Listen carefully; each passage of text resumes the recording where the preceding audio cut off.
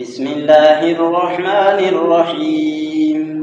آمن الرسول بما أنزل إليه من ربه والمؤمنون كل آمن بالله وملائكته وكتبه ورسله لا نفرق بين أحد من رسله وقالوا سمعنا وأطعنا غفرانك ربنا وإليك المصير.